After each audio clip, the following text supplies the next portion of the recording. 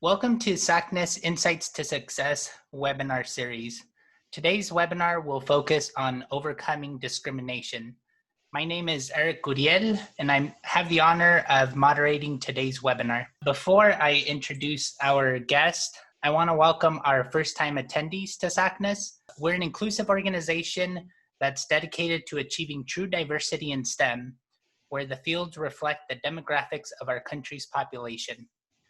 As the nation's largest multicultural and multidisciplinary STEM diversity organization, SACNAS creates a space where members, partners, and staff feel they belong and can embrace and celebrate their intersectional identities. We invite you to join the SACNAS community at membership.sacnas.org. Today's webinar is part of our Insights to Success series, where we highlight and amplify the voices of our Leadership Institute alumni. Today, I have the honor of speaking with two of our guests, Rob and Margie, who are here to talk about how they've dealt with discrimination in their STEM career. Rob was part of the 2013 Linton Poudry SACNAS Leadership Institute, and Margie was part of the 2019 Postdoc Leadership Institute. Rob is a program director at National Institute of Diabetes and Digestive and Kidney Disease. He leads programs that help to foster the recruitment and training of minority and underrepresented biomedical investigators. In addition to his work in science, he is active in the local and global community and was instrumental in starting the international nonprofit organization Umbrella Initiatives Foundation that help in providing improved educational opportunities to children living in poverty in Peru and Bolivia. He holds a PhD degree in chemistry from the University of Cambridge and a bachelor's degree in chemistry from Kentucky State University. Our second guest is Dr. Margie Vela. Margie holds a PhD in water science and management from New Mexico State University as a USDA NIFA fellow. Dr. Vela has devoted her career to diversity and equity in higher education and STEM. Her contributions to broadening participation of underrepresented groups in STEM include serving as the HSI STEM Hub Senior Project Manager and as the Assistant Director of the Science and Mathematics Initiative for Learning Enrichment at Delaware State University. Dr. Vela has successfully engaged community-based research focused on relationships of water inequity and educational attainment for communities on the southern U.S. border, while mentoring and supporting 3 undergraduate researchers during her doctoral studies. Margie has served as a USAID volunteer consultant for rural organic farmers in Colombia for water use and organizational development, and as a governor-appointed public servant of the state of New Mexico as regent for New Mexico State University. So with that said, I want to thank our panelists for joining us today, and I'll let them share their journeys with you now. So Rob, let's start with you. Eric, thank you so much for the introduction, and once again, welcome to everyone who's joining this webinar. It's a huge topic, and so number one, I'm going to have this caveat. I don't have the answers to what everyone's facing, but I hope that we can provide an open space, a safe space, where we can have a discussion about the discrimination we may have felt in our careers or in our daily lives.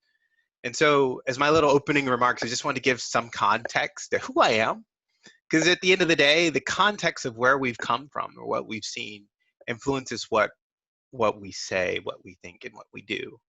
And so I'm the son of someone who was the first person in his family to attend college. My dad was born in Bamberg, South Carolina. They didn't have running water, and he was the first person from his entire family who left the farm and got a degree. And that's important to me because that set the context for what were the expectations for my life. So growing up from an early age, I knew I was Black, and I knew there was an expectation of excellence, to do my best. A C wasn't good enough, if I didn't try. Now, if you tried hard and you got a C, that was okay. But if you didn't do what was expected, that's a different story. And so in addressing this conversation about discrimination, I just want to provide some of the views I have around some of the terms we're going to use. One of those is the idea of microaggressions. We're a scientific community, a scientific organization. We all know what micro means, 10 to the negative 6. Well, I just want us to consider that microaggressions are bigger than 10 to the negative 6. Because what they do is they impact our thoughts, impact what we do, and impact how we see the world. They may end up silencing your opinion or prevent your scientific creativity. In fact, I remember as a kid, one of the riddles was always, sticks and stones may break your bones, but words will never hurt you or never hurt me. And that's not 100% true, because oftentimes there's small terrorist attacks and words limit what we think of ourselves and limit what we can do. So how do we, what do we do personally when we're being addressed in these negative ways and we face discrimination, either verbally or non-verbally? And those are some of the things we're going to discuss in this webinar. And last, in terms of introduction, I attended Kentucky State University, which is a historically Black college in the state of Kentucky. And that was a really defining experience for me because all my colleagues basically looked like me. A lot of the professors as well had an abiding interest in seeing diversity in science and seeing Black and brown and all colors do well. And then after I finished my undergrad degree, I actually went to the University of Cambridge across the waters in the UK. And that's a completely different experience. So understanding racial components there, cultural components there, and some feelings of inferiority just because my colleagues who were starting their PhD either attended Cambridge or Oxford or one of the more well-known institutions throughout the United States of America or around the world, while I attended a small historically Black college. And that impacted me, but I was still able to make it through. And I think what helped me make it through was having support from my family and really support from my dad and him and his stories from walking to school and not having running water to make it through to college. Boy, you can make it happen. If I could do that, you can too. So I'm looking forward to the discussion and some of the questions that came in and to discussing with my panelists, Margie and also Eric. And thank you all for coming. And remember, there's going to be a survey at the end and we want to hear your voice. Thank you, Rob. Thank you for sharing that and providing that context in the beginning. At this point, I'll turn it over to you, Margie. Great. Thank you. Eric, thank you for that introduction. And it's an honor to serve on this panel with Rob also and you. Thank you to all the attendees for joining also. And I'll be sharing a little bit of my personal experience and how I've overcome some of the microaggressions or discrimination that I've faced in my journey. So I am an alumnus of the first cohort of SACNA's Postdoctoral Leadership Institute, and that was an incredible opportunity. So I'm just going to plug that really quickly and encourage everybody to apply for that. So when I was a graduate student, I was in a non-traditional graduate student, and I had 10 years of experience in managing federal programs that aimed at improving educational opportunities and outcomes for underrepresented students. And while I was in my PhD program, I was also a mom. And so I have a college student right now who's a sophomore, and he's in his sophomore year. And so he was in high school while I was in my PhD program.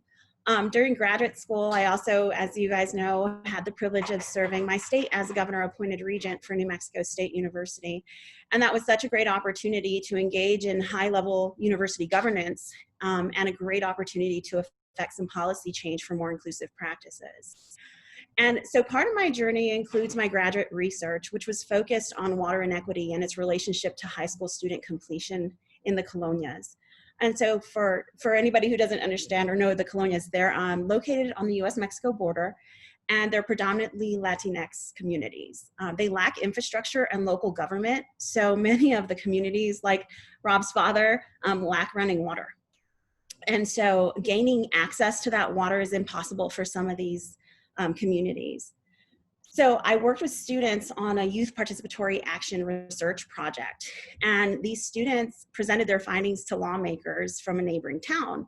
And so it was an amazing and life-changing experience for me, and as well as for the students I worked with. And so during this time, I kind of experienced some micro and macroaggression. So my advisor was the only Latino in an otherwise all-white department, and there were no women faculty or extension agents in the department.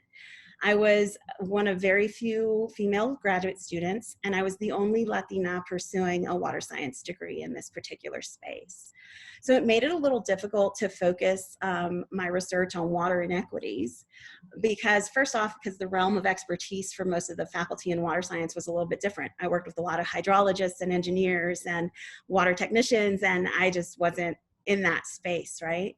And also studying the disparities in access to water kind of became threatening to some people. They felt that it was threatening their current funding and perhaps threatening the success of the program that I was in, and because it was in its infancy stages at the time. So I wasn't ready to relinquish the topic. And so in an effort to compromise, I opted to conduct my research across state lines and colonias in a neighboring state instead of my own state. And so some people still tried to talk me out of this research. And I heard phrases such as, these colonias are dangerous, they have high crime rates, and you could put yourself in danger. And this wasn't the case. As peri-urban communities, the crime rates in these particular communities was lower than their adjacent metropolitan area. Another thing I heard was, this type of research is academic suicide and nobody wants to fund this and no one wants to know about these types of problems. And again, that was another myth, because the USDA funded my research and gave me a $95,000 award as a PhD candidate. And this type of research is slowly making its way into the state-funded institutions, but it's been done for decades in private schools, right? So, but it can wear on people to hear this type of opposition to your work, and it certainly wore on me. And so I had to constantly remind myself of my greater purpose, and I relied heavily on my advisor as an ally, and his support was critical to my progress and my success in my program. I also tried to remember during this time that many of the comments made to me were derived from misconceptions, and so it really was inexperience and unfamiliarity was the root of the kind of comments that were being made. So I tried to refrain from thinking that people were downright racist, and I tried to kind of put myself in their shoes. I remember growing up that I grew up in a predominantly Latinx community, and so I wasn't exposed to a lot of diversity until I left my hometown. So I often try to reframe microaggression as subtle acts of exclusion that are really unintentional, but they really do need calling out. Also, while I was in grad school, I also served my university as student regent. And so this board only consisted of 5 voting members, and that included me. When I first started my term, I was the only brown person on the board. So I was the only academic also, and I was the only vote from the institution. So it felt like a huge weight I was carrying on my shoulders to carry forward policy that was more inclusive for the student population sometimes. So I had to learn how to get support from administration and from other board members. And in doing that, I learned how to align with allies who sometimes spoke a different language than I did and could frame the things that I wanted to say in a slightly different way. But they were really effective in admonishing support from those who initially dismissed my attempts at affecting change. And so through my graduate school and board work, I learned how to negotiate some political capital. I learned how to identify allies, and I learned how to align with people who had the same values that I have for affecting change in a sometimes homogenous environment. I think that the most important thing I learned was that we all need good allies, and we need to be good allies to our students and colleagues. And so finding those allies and building those relationships to move things forward in a positive way takes time. The relationships I built with allies, they've been built on trust and common values. And it's critical to nurture these relationships and to kind of be honest, or to really be honest about what your intentions are when you're communicating with your allies. I found that when I can communicate my values and intentions openly with my allies, and if I give them enough time to think through what I'm trying to accomplish, they can reframe the value in a way that makes sense to people who have had a different life experience than I have. And a lot of times I've taken for granted some of the things that seem obvious to me, but aren't obvious to other people. So my allies usually speak truth to those obvious realities. And that's what often was missing in my narrative when I was trying to, make some change, affect change. I also think it's important to remember that you're allies and you don't have to agree on everything. And sometimes you need different allies to move different things forward. So again, relationship building is key, because that's when you can have coffee or a meeting and figure out what common ground you have with people and what kind of initiatives you can move forward together. And building trust comes with your capacity to be a trustworthy partner. So I think it's really important to remember that you've got to make yourself available to others when they need your support and when they seek your input. And taking the time to be an ally to others in that process, it's important to remember that you can also connect people within your network to each other, because building credibility and collaboration is the key to overcoming discrimination. We can't do it by ourselves. It takes a community of support, and it takes time to kind of build that community up. And finally, in the same way that we need allies, the students we work with also need our allyship. And so this requires us to be really intentional in the way we approach the classroom and in the way we spend time with students. There's a lot of resources available that address this, and I've looked at a few resources. They detail the skills we need for being good allies. And some of these skills are completely different from what it takes to be a successful researcher or professor or professional in a workspace. So one of the resources I've looked at is by a good friend of mine. Her name's Kimberly York, and she wrote a column that outlines some of the actions it takes to be good allies to our students. This piece was in reference to the Black student population, and it has application as we move the needle forward for people of color. She speaks to our intentionality in creating spaces for students of color to be visible representations as valued members of campus and the greater community. And she also talks about understanding our own biases and working towards overcoming them, seeking to understand the rich history and culture of students, laying groundwork for honest dialogue, helping students navigate systemic racism, and seeking reform of institutional policies and procedures that create hardships for our students. In this process, I think it's really important to keep in mind that many of our institutions have provided access to students before changing policy. And so many of our policies were created and instituted without considering our student populations, our current student populations. So it's important to revisit these practices and remove barriers for students we're educating today as opposed to the students we were educating decades ago. Also, there's another resource that's really powerful. That one's called The Privileged Poor by Anthony Abram Jack. And in his book, Jack talks about imposter syndrome.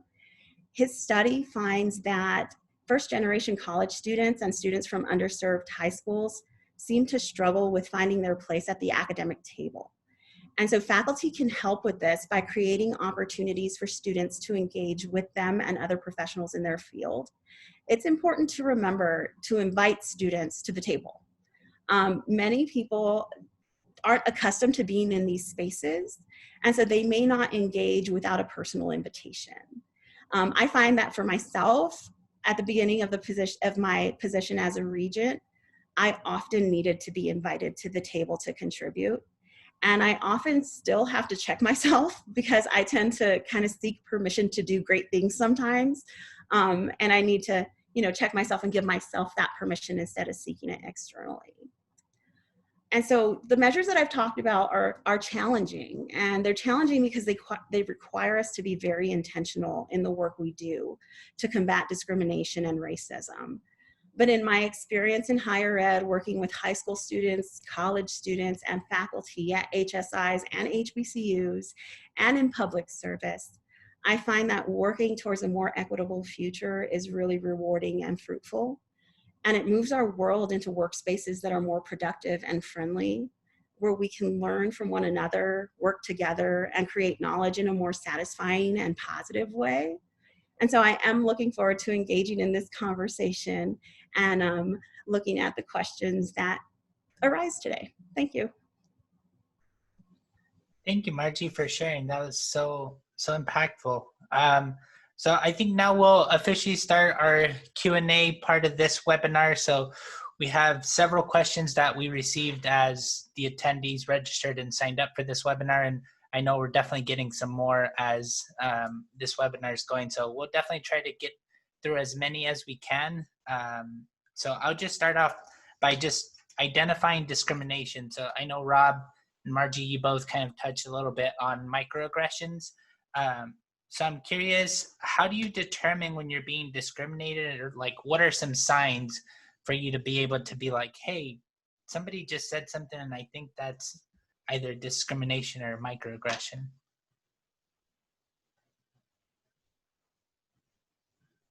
Do you want to start, Margie? Sure. I think, well, it's not always obvious, right? I don't think it's always obvious when a microaggression happens. There's times where I haven't realized it until I walk away from the table and I keep thinking like, what went wrong? Like something went wrong, something didn't feel right there. And then I'm like, oh, wait, is this a microaggression? I think sometimes it comes from a place of, when we talk about this, I think it's okay. First off, I think we need to be really careful about accusing anybody of being like intentionally racist, right? Or having intentional discrimination. And I try to always, like I said a little bit earlier, try to always take a step back and understand where is this coming from and what is it? So, goodness, it can show up in many different ways. Comments like the ones I shared earlier about you're going into a dangerous place because of the predominant race that lives there, or saying Latinos have a high crime rate. That's not very true. Latino communities don't have a really high crime rate usually.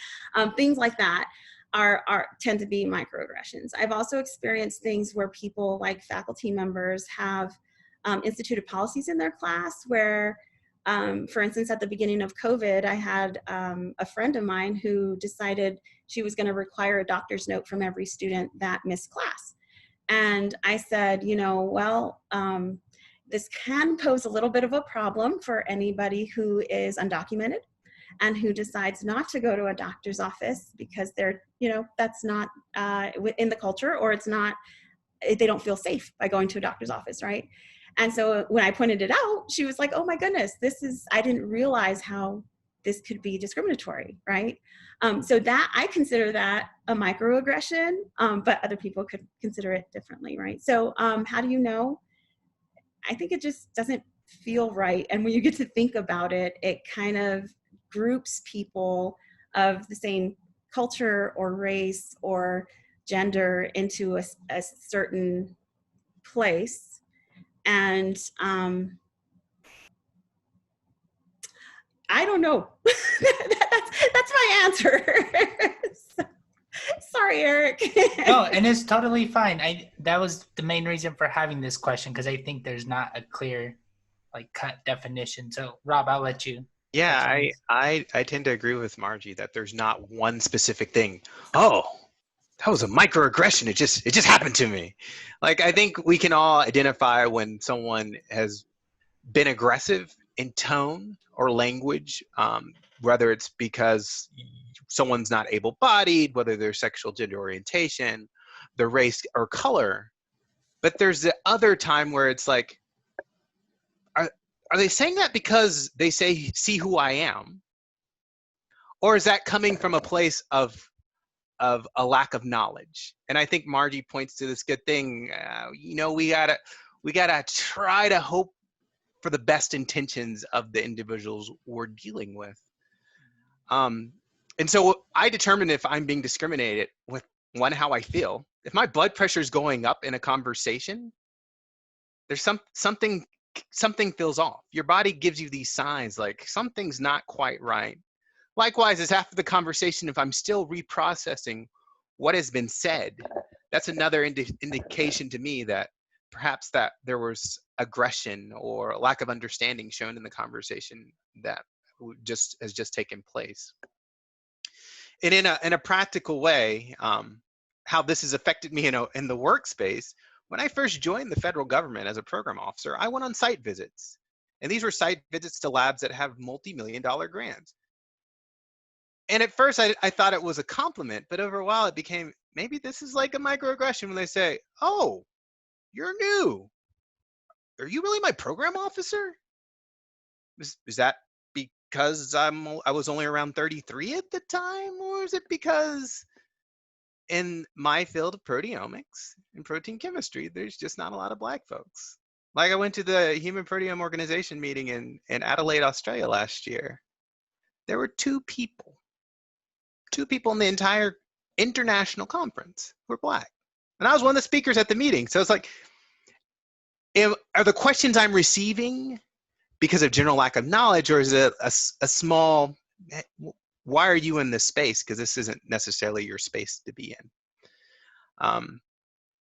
So I think in that way, that's how sometimes we can determine whether things are discriminatory or microaggressions.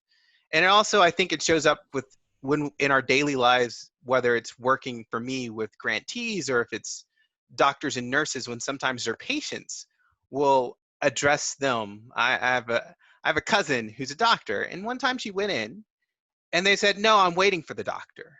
And you're like, no, I'm your doctor.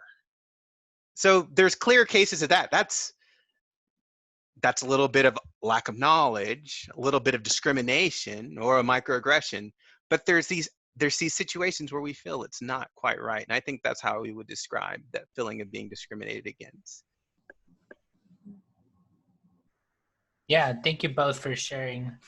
So our next question is, how have you previously dealt with one of these either aggressions or discriminations effectively? So I think you both kind of mentioned that it's hard to determine, like, at least in real time, right, when you're being discriminated or microaggression, but like, can you share an example of like when you've kind of effectively dealt with this? I can jump in on this one. So again, building relationships is really important, and making sure you keep your relationships intact while you're addressing microaggressions, to me, is one of the top priorities that I have. And fortunately, I had this pretty strong relationship with a faculty member at my institution when this happened. But I was, it was very interesting. A comment was made about your ideal economist, all-American economist, and they were referring to your middle-aged white man as an ideal economist, right? Ideal all-American economist is the term that was used. And so I kind of stopped this person in their tracks, and I said, why would you call that an all-American economist? What makes him an all-American economist? He's like, well, that's how people, when we go to economist meetings, this is the kind of person that we see. And I said, oh, okay. And I said, wow, wouldn't it be interesting if you walked into a space and everybody looked like Shaquille O'Neal and you were the only you were the minority in this space? How would you feel, in that situation? And he says, God, I would just feel like I didn't belong. And I said, yeah, I think that's why it's so important to diversify. And we had this conversation about diversity in STEM, diversity in all spaces, and why it was so important. And so at that point, I said, that's why it's so important to diversify. It's important to diversify so everybody feels welcomed in this space, right? So I took a moment to kind of flip the script, if you would, and ask him to put himself in a position that any minority would face in a space that is predominantly a white or male space, right? Any Latino or any other minority, female or, you know, non-traditional gendered person would, you know, walk into spaces and not feel like an outcast or an outsider, right? So taking the time to actually just ask somebody to put themselves in a different place, I think. But again, I think that takes a little bit of trust, and that takes a strong relationship you can depend on. I think it's different when you have somebody that you're not completely, you don't have a strong relationship with. I think it becomes a little more difficult to address that. But over time, I think if you work on a relationship over time, you can affect some change and help people see the importance of diversity and how they can make more welcoming, safe spaces for folks. I agree with what Margie's saying. The one caveat I'd add is if you spend your entire time educating others on these issues, you're not going to get your own work done. So every microaggression and every act of discrimination, in my own personal experience, I'd advise that we can't fight every battle with every bigot. And we're not going to change everyone's mind. And so as Margie mentioned, if there are people who you have a relationship or you need to be working with over a longer time, those are the people I would argue that's where you need to spend the effort and energy to inform and build a real trusting relationship, because they're going to be someone in your lab, someone in your department, someone who you'll be working closely with. But at the end of the day, if we're spending all our time correcting issues that arise from systematic oppression in this country, then we're not gonna be advancing our own careers the entire time. So I just give folks, you don't have to address every situation of a microaggression or discrimination every day, because that's a heavy load and that's a lot of work. And by the end of the day, you won't get your own work done. But when they're with people you're going to continue to work with and you can build that trust with, I think it is worthwhile to point out those situations, places, to have that valuable and meaningful conversation and to encourage the greater empathy. But every time we're encountered with these microaggressions or discrimination, you got to pick and choose battles.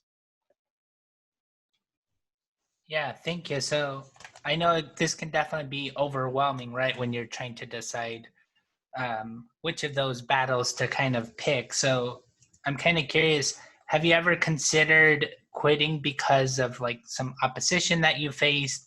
And how have you overcome that feeling?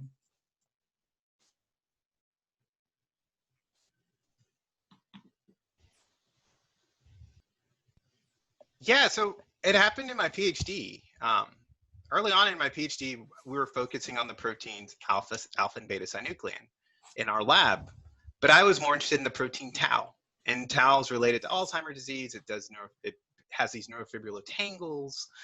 And I was really interested in basically the secondary structure of a protein that's largely unstructured in a lot of ways using NMR. So I talked to my supervisor, who's a professor. He's like, yeah, it sounds great, Rob. You should definitely go and do that. I think you should go talk with this other academic and see if they could provide you the plasmid and we could get started on it. It's like, great. You know, I'm new to my PhD. My advisor says this is a great idea. I talk with other postdocs, start reading the literature, and I've been meeting with the collaborator. I don't want to throw the guy's name out, but he basically said, that's the dumbest thing I've ever heard. Literally, that's like, dude, really? And so, one, I'm in a different country. I do understand the language. We're all speaking English. And I say that are you saying that because I'm black? Are you saying it because I'm in another research group? And all these things pass through your head, and for a moment, I was just like, I'm done. This is BS. Like, I got to deal with this mess just to try to do science. And then I didn't go to the meeting by myself, but I went with the postdoc, and the postdoc, well, were there other plasmids you're willing to share? They said, oh, you can take this one that, you know, no one's really doing work on. And actually, I ended up doing my whole thesis on that plasmid, publishing papers, and it actually turned out well. Only about a year and 3 months later did I find out the idea I had was a great idea.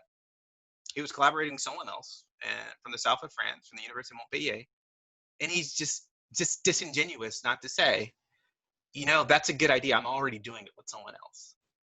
So that's not necessarily how a discrimination or a microaggression impacted me directly, but it's one of those slights that I think while we're training and trainees often happens, and we're not sure whether it's because someone's being discriminatory against us or they're just being not a very honest broker in their interactions.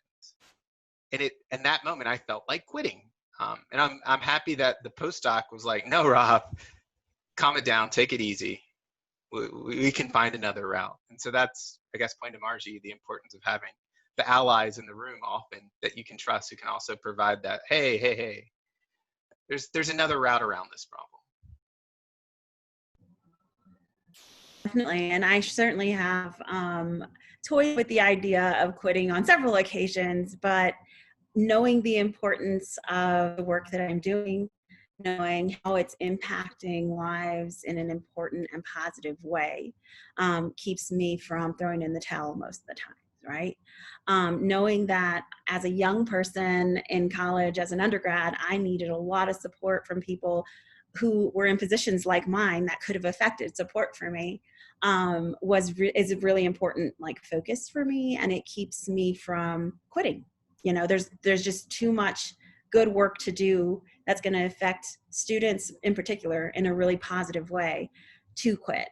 But again, the allies play a huge role in keeping my focus away from the negative and back on the positive. Refocus, why are you doing this? Refocus, why are you going to press forward on this? I certainly wanted to quit the research that I had proposed for my PhD because I was told nobody wants to fund this. And I believed that for a minute. And then as I started to seek out some faculty on campus that had similar values as me, they were like, no, this is important work, go forward, do it. And so it took the support network that I was able to find and people who rallied around me and were kind of like cheerleaders through the process. And also it took me taking initiative to figure out, this is important enough to me, how am I going to make it happen? And writing a proposal and getting back reviews that were really grueling the first time I submitted, and feeling like a horrible scientist, and going back to the drawing board and trying again and resubmitting and getting funded. And then I could do what I really set out to do, right? So I think it's just that type of just the grit, just don't let anybody, we're persistent communities, right? We are a persistent community of people.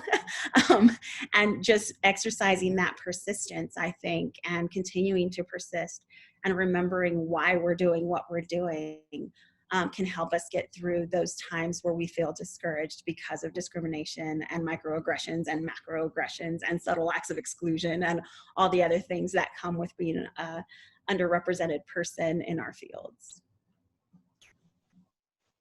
Thank you. So I know you both talked about the importance of having good allies.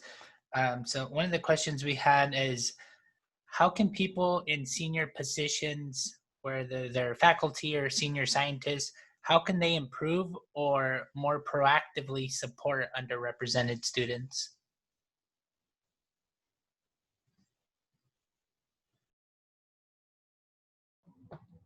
Okay, so thanks for that question. I get really excited about supporting underrepresented students. It's something I've been doing for the last decade of my career, I think, maybe a little longer.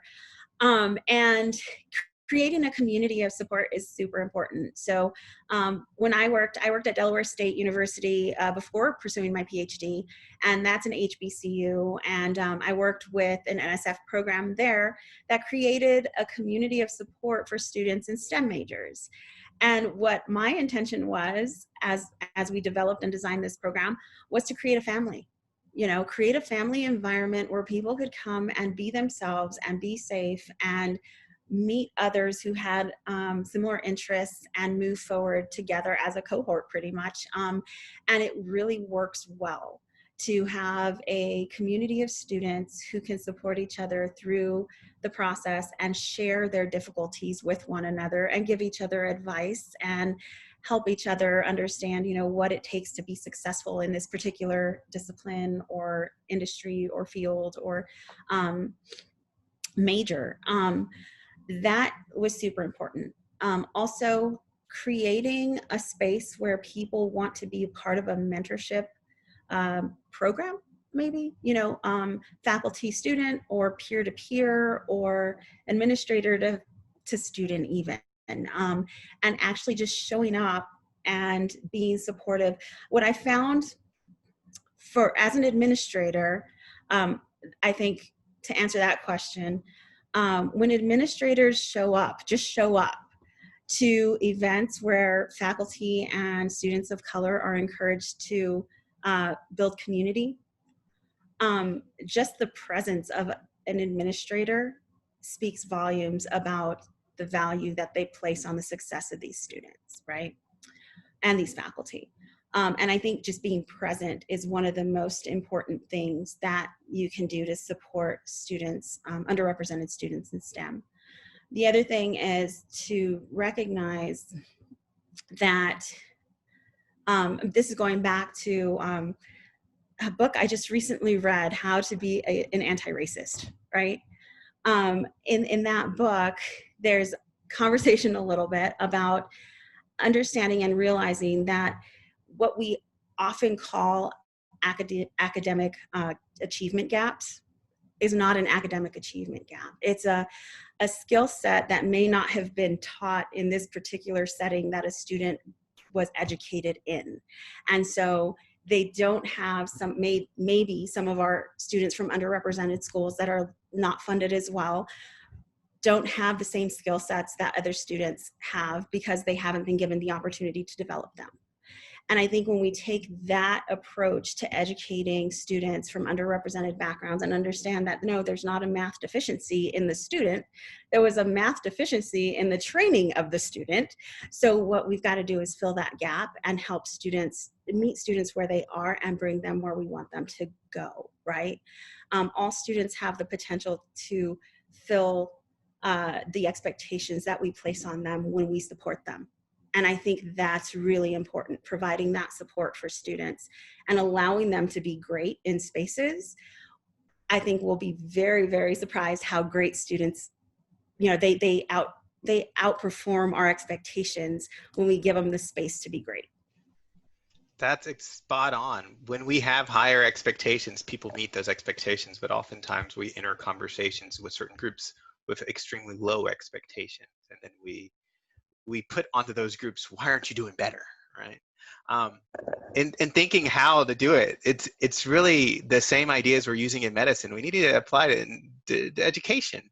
It needs to really be personalized. It needs to be precision based. Where the student at is where they needs to go, and it's not going to be the same for everyone. And that's extremely important if we think about what's happening in COVID-19, where more students are moving to online resources and the wealth gaps. Like, everyone doesn't have the access to internet. So how can we ensure that people are getting to where they need to go? As an ally, I feel like folks need to be pale, right? So stick with me, P-A-L-E-E. You need to be present, P. You need to ask.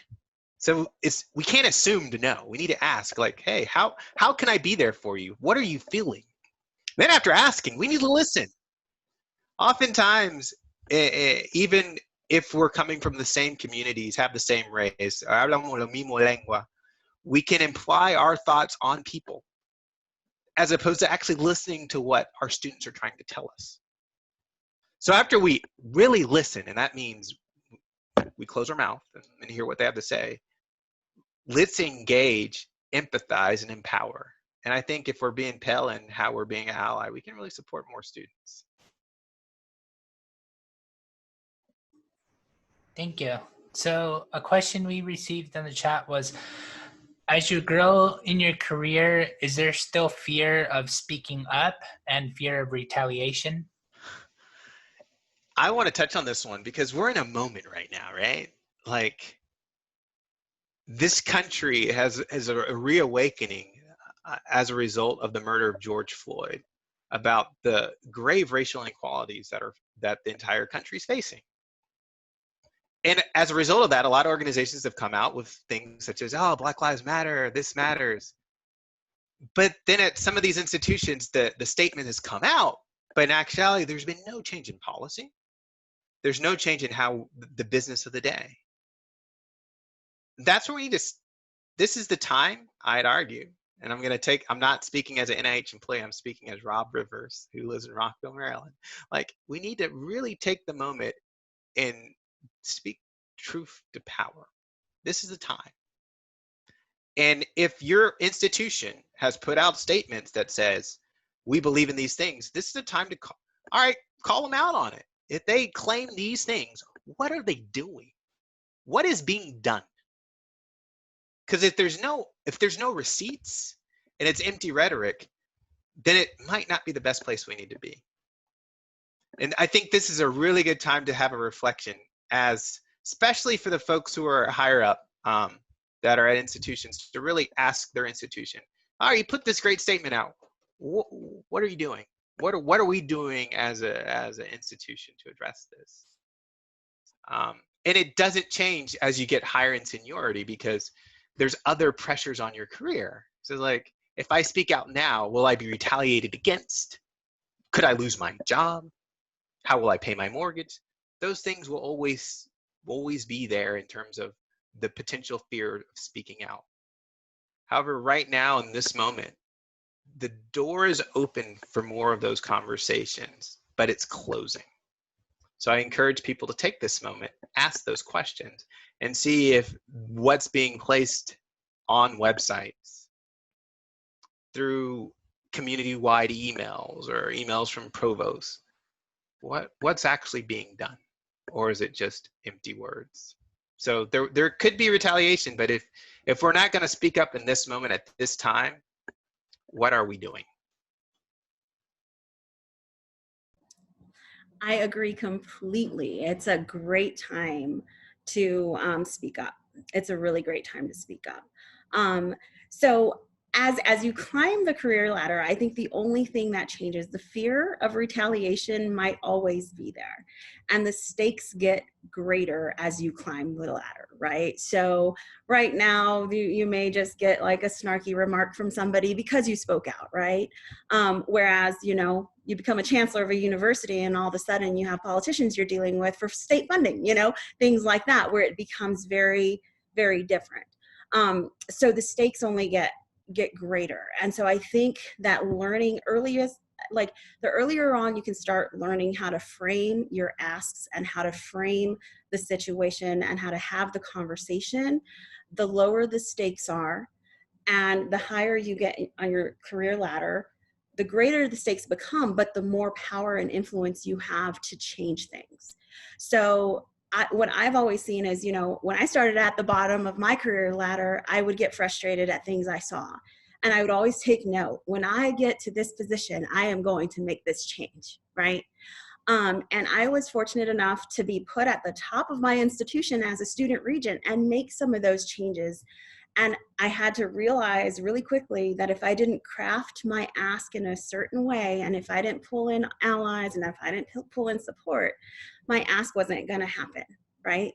So, so I got to learn very early on how to frame that stuff. If you can practice it at the lower levels of your career right now, where you are, wherever you are in your career, if you can start practicing asking now or pointing things out now, and try to be as tactful and as I know that's like a charged word. I shouldn't even use that word, but really trying to frame it in a way that's palatable to other people who may not have the same experiences as you have. If you can learn that skill now, you're going to go really, really, really far in affecting change for communities of color. Margie, I have a question for you on that. So how can early career folks speak out towards the higher seniority folks? What's the best way to frame these conversations? Because now, you're kind of in leadership. But when you were a grad student or an undergrad, how would you moderate that? Like, how would you address that? Because there's this power difference. Yeah, definitely. So it's a delicate balance, right? Thanks for the question, Rob, because it took me a couple of years to understand what kind of, how do I do this? And I messed up a whole lot at the very beginning, trying to be really gung-ho, like being really energetic about getting some things done, and then being completely ineffective because of the way I frame some things, right? So first off, the first thing I had to realize is I stepped into a realm where people did not understand very simple things, right? For instance, while I was student regent, we developed and created a student leadership scholarship for all of our student senators who are not paid, right? So all of our student senators are volunteers at our institution, and they didn't receive any kind of scholarship or stipend or anything like that. Well, their work was taking up over 20 hours a week. And so when you're engaged in that type of work, the only people who are allotted those positions are people who are self-supporting, because our students who had to work to support themselves were never able to engage in student leadership because they didn't have the time, the 20 hours a week to volunteer, because they were working on the side apart from going to school full time, right? So when we talked about this at a regent meeting, it was pointed out, and I didn't realize that people didn't realize that students were making a decision between working or serving. All they needed was to know they have to make a choice between working and serving. And then they got behind the scholarship, like, absolutely, we got to provide this scholarship, right? So, so when that's the first thing I needed to realize was my life experience and what's common sense and like just obvious. Sorry, Margie, I think. It's okay, I'm back. Is not obvious to everybody. And when I can take a step back and try to be very intentional about the way I present things, realizing that people have a very different life experience and a very different perception of what's happening, then I can be a lot more compassionate and just think like, at first I thought, man, these people are cruel. Why wouldn't they do this, right? And then when I realized they didn't know this, I was like, oh my goodness, all I had to do was tell them. And now they're super compassionate and they're on board to get this done. So, so that's the first thing, is just understand and realize that not everybody has the same life experiences. Secondly, pulling those allies in, for me, that was key. To this day, I see microaggressions and unintentional acts of exclusion happening all the time. And I have a mentor at my institution who I call on often. And I say, look, hey, I've noticed this. How can I address this? And a lot of times I'll get great advice about how to address it. And a lot of times I won't have to address it because my mentor will have already addressed it before, and it won't happen again. Right? So those allies are incredibly important people, incredibly important. But that takes time. So you're not going to affect change through allies overnight. It's going to take a little bit of relationship building to make that happen. I think when we're thinking about this, I feel there's this tendency now to be like, let's just blow everything up. The system's broken. I'm not telling you don't try to blow things up, but I'm like, sometimes there's systems and we need to ensure that can this system be done in a more equitable way or a better way, so everyone has a seat at the table, and not just a seat at the table, but their voices are heard. Because we can have a diversity where we have everyone around, but only certain people get microphones. So how can we ensure that everyone has a microphone around the table and work in those ways, as opposed to just say, let's blow things up? So when you were saying all those things, it's like going to the back of my mind, hey guys, I'm hearing some things. We don't have to jump first to everything has to be blown up. But sometimes it may be a situation we need to.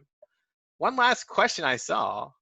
What about instances of discrimination from our same race peers? And this is a tough one, right? Because Eric, you can chime in on this one too. You can move from moderator to the commentator too. Because sometimes we assume that by default, pero bueno, pues, somos hermanos, hablamos español, somos iguales. ¿Por qué estás tratándome así? No, or dude, he's my bro, but we're both black.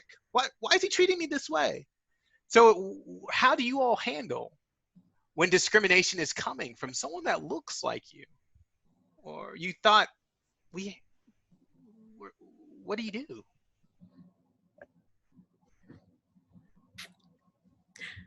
That's a great question, Rob. That's a Not great my question. question. That's from Danielle Mesa Osario. I thought it was great, so I pulled it out. Like, these aren't my questions. I wish I was as smart as the people on here, but actually, the participants, y'all are amazing, and I wish we had time because there's just amazing questions. Yeah, they are. They are. I have definitely experienced that. I'm sure all of us have, right? Where we just assume that because, you know, there's a faculty member who's Latina, that she's going to support me and what I'm trying to accomplish. And then I find completely opposite, right? It's interesting because I was told once by a very wise person, actually, not to always assume that when you feel pushback from another Latina, it's not always pushback, it's training. And I'm like, what do you mean it's training? And their perception was, well, we've all faced difficulty as minorities in our fields, and some of the most difficult things we've had to overcome are the barriers that are being thrown in front of you. And I'm like, but aren't we here to like remove barriers for each other instead of construct barriers for each other? Like, I just don't, there's not a lot of logic in that for me, right? But apparently that's some people's approach. So again, you know, for me, it's been taking a step back, trying to figure out, why is this happening? What is going on here? Is this really because I'm a Latina, or is it because of something else, right? Is there some other purpose or reason behind it? I am one of those people who's kind of straightforward most of the time, and that's why I've been in trouble a few times for speaking just really directly sometimes, and that's why I need so many allies. So I don't really beat around the bush with people very often. And when somebody is intentionally creating, or what I feel like is intentionally creating barriers for me, I will ask. And I'll be like, you know, did I do something to you? Is there something we need to work out or hash out here? What issues are you seeing that I am creating for this to be happening? And usually that's how I frame the conversation. I always try to take more of the responsibility off the other person, just so I can create a space where they can be honest with me and tell me what's happening. And then then I get to walk away and make a judgment of, am I creating this, or are they creating this? And how can I make the situation better for me? But I think the assumption that everybody who looks like us is going to support us is a dangerous one. I totally agree. My biggest champion of all was my PhD supervisor, a British guy the same age as my parents. So a European descendant white guy. But he was looking out for me from the start. We were miles apart and different, but the fact he put himself on the line to ensure that I would succeed. And so the assumption that by default someone who's going to look like us will necessarily be that person or that ally or that champion or that mentor, it's not always the case. And I guess for our own protective sake, we shouldn't just assume that everyone who looks like us or uses similar words like we do are going to be that champion. And then someone put on the chat, it's like also the colorism aspect of it. And I think that's another webinar. So we're not going to be able to touch that. So thank you both, Rob and Margie, for sharing. Unfortunately, we've come to the end of our webinar. So before we close out, again, I want to thank you both for taking the time to speaking with us, knowing about basically that identifying aggressions and microaggressions, it's not a very clear-cut thing. It's basically just, if you don't feel right in the moment, that probably means that something's wrong. And really just learning the super big importance of having those allies with you, I think is super key. So again, thank you very much. As we close up here, I just wanted to make a couple of announcements. So if you want to check out our other webinars, I highly encourage you to check out our website at sacnas.org/webinars to check out our other Insights to Success webinar series. And you can sign up there for those and also watch previous ones on demand as well. And finally, I encourage you to visit our 2020 SACNAS website. This year we'll have our national conference fully virtual. I highly encourage you to check it out. This year it's super accessible because you don't have to pay for travel or lodging. You can do it at the comfort of your own home, especially if you've never been to a SACNAS conference. I think this is a great opportunity for you to be exposed to, I think, some of the key things that Margie mentioned, right? Having that community and familia. You'll definitely get that at the national conference. So I definitely invite you to check out our website and learn more about our conference. And with that being said, again, thank you both, Margie, Robert, and everybody who participated and submitted amazing questions. Thank you very much and have a great day. Thank you. Thank you. Bye-bye.